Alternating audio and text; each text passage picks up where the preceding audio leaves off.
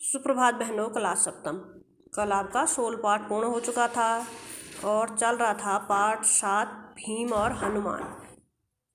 भीम और हनुमान इस पाठ को मैंने कल पढ़ाया भी था और आपने भी पढ़ा होगा। आज इस पाठ के सबसे पहले कठिन शब्द अर्थ कराते हैं। जहाँ पर कल का कार्य पूर्ण हो गया था उसके नीचे से आप शब्द अर्थ लिखेंगे, जिसका पहला शब्द है, जहाँ कल का कार्य पूर्ण हो गया था ठीक उसके नीचे 2-3 लाइन छोड़ के पाठ सत्र भीम और हनुमान, उसके कठिन शब्द अर्थ। कठिन शब्द अर्थ में सबसे पहला शब्द लिखेंगी आप ताजुब।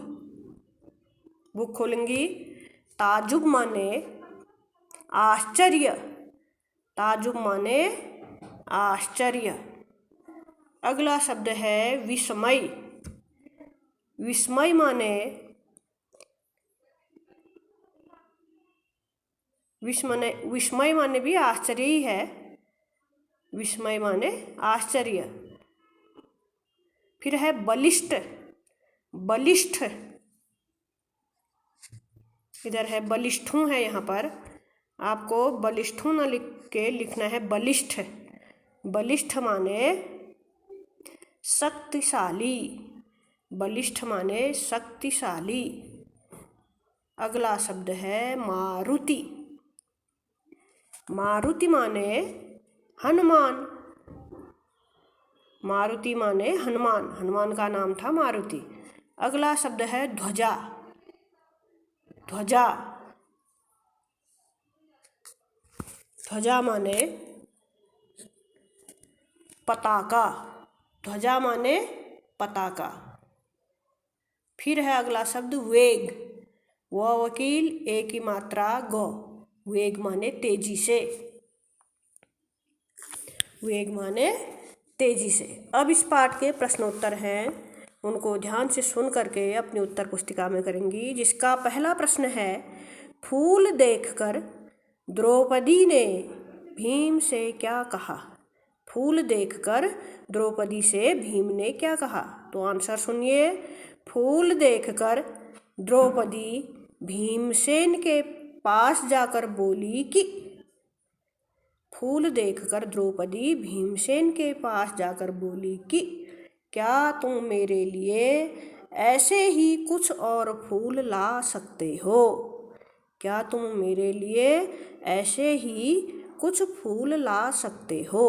पूर्ण विराम। प्रश्न नंबर 2, भीम की गर्वोक्ति सुनकर बंदर ने क्या कहा। गर्वोक्ति माने गर्व से भरे हुए वाक्य जब भीम ने कहे थे ना, आ रहा है समझ में। भीम की गर्वोक्ति, ग व में ओ की मात्रा, पीछे से र, आधा क तो पर छोटी की मात्रा। गर्वोक्ति सुनकर बंदर ने क्या कहा। बंदर कौन थे? हनुमान जी थे। जब हनुमान जी से भीम ने गर्व भरे स्वर में कहा था तो तब बंदर ने क्या कहा है। प्रश्न है, भीम की गर्वोक्ति सुनकर बंदर ने क्या कहा। तो उत्तर लिखिए। बंदर बोला, फिर डैश करना, इन्वर्टेड कॉमा शुरू करना, देखो भाई, कॉमा मैं बूढ़ा हूँ। देखो भाई मैं बूढ़ा हूँ। पूर्ण विराम। कठिनाई से उठ बैठ नहीं सकता। कठिनाई से उठ बैठ नहीं सकता हूँ।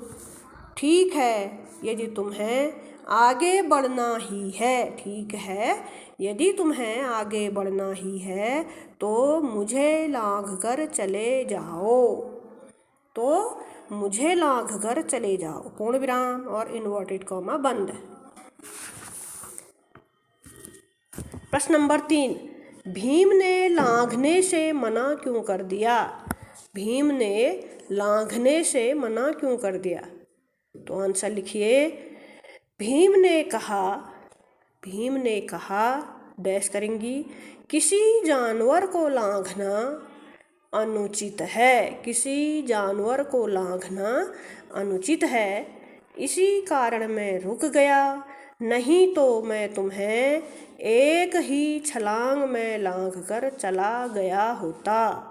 नहीं तो मैं तुम्हें एक ही छलांग में लांघ कर चला गया होता। पूर्ण विराम। अब है प्रश्न नंबर 4। भीम की धमकी पर बंदर ने क्या कहा? प्रश्न नंबर 4। भीम की धमकी पर बंदर ने क्या कहा? तो आंसर लिखिए। भीम की धमकी पर बंदर बड़े भीम की धमकी पर बंदर बड़े करुण स्वर से बोला। करुण माने दया वाले स्वर से। भीम की धमकी पर बंदर बड़े करुण स्वर से बोला। डैश करके इन्वर्टेड कॉमा शुरू करना। हे वीर।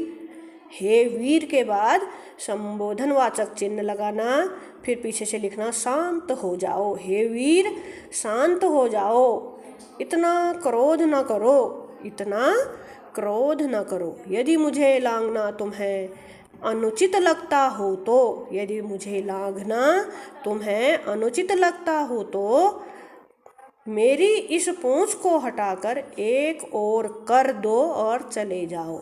मेरी इस पूंछ को हटाकर एक ओर कर दो और चले जाओ। पूर्ण विराम। अगला प्रश्न है, हनुमान ने भीम को क्या आशीर्वाद दिया?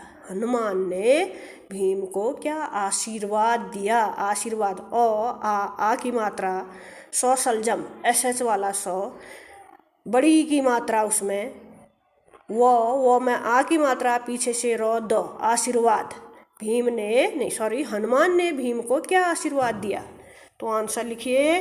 हनुमान ने आशीर्वाद देते हुए कहा।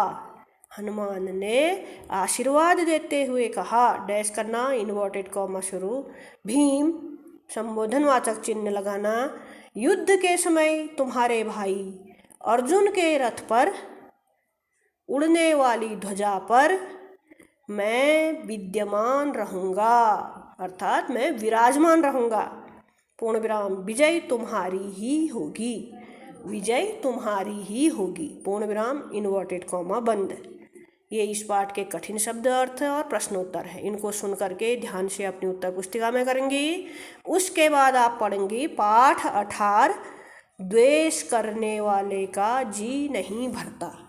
ठीक हो गया। आज का काम यही है। कल पुनः मिलेंगे।